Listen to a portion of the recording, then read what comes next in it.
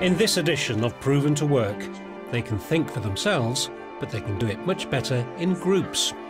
We'll be seeing how collaborative inquiry can be structured in the classroom to stimulate imagination and improve thinking. We'll also be hearing from one of the country's top experts in education research, who will tell us why it's proven to work.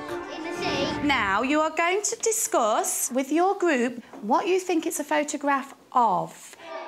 These Year 3 and 4 pupils have been placed in groups to consider a mystery picture and answer 3 questions. I think it's something from inside someone's body. Might be just something that's very ancient or something. What I'm trying to do is to get the children to think deeper at the beginning of a lesson. I'm looking for their inquiry skills and getting them to work in mixed ability groups. I find that the children are kind of feeding off one another's ideas and really starting to think deeper. Can you just jot down your group ideas about these 3 questions? Is it the inside of a jellyfish? I just find that they're more open-minded to the lesson that's leading into, and they are more creative in their work, and it's a good way to get them working together as a group, get along with each other. Do you want to let Henry do a little bit of the writing now as well, and then we're all having a little go? What was your question, Henry? Is it from the past? Is it from the past? Excellent. We've used objects that the children have brought in. We've used images like that one. We've also used what-if questions. What if all door handles were chocolate? Those kind of things. A whole manner of different openers and starters just to get the children thinking and giving them time to think as well and think as a group and share their ideas as a group. So, Henry, could you, from your group, please, what's something that you wanted to find out about that photograph? Is it from a human body? Is it from space?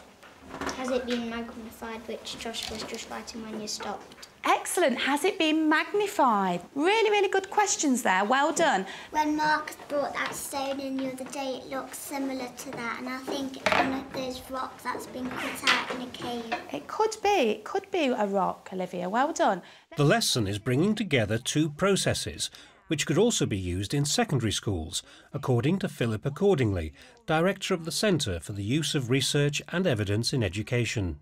She's pulling together things we know from research that matter about how you structure group work and things about how you structure inquiry and embed it in the curriculum to make a learning activity that's both deep and wide, but also where the responsibility for the learning is transferring from her as a teacher to the students themselves. So those sequences of questions like, is it magnified? Is it real? Is it historical? I mean, a series of really good, well-structured inquiry questions coming from the students themselves shows that she really is handing over the responsibility to the learners.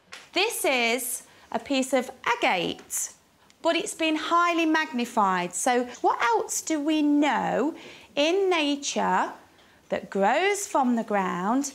The more it grows, the more lines are there. Henry? 3. Excellent, well done. As the waters and minerals have dropped, they've built up in different colours. She's obviously been teaching this class to work together in groups this way. She says she's using these as starters regularly to keep that kind of thinking going, and then she's able to build on that sort of springboard she's made to use in different and ever more demanding tasks. So she's kind of got a foundation of inquiry skills and group skills that then means she can add to the demand each time. There's more information on collaborative inquiry and the research behind it on the Teachers TV website.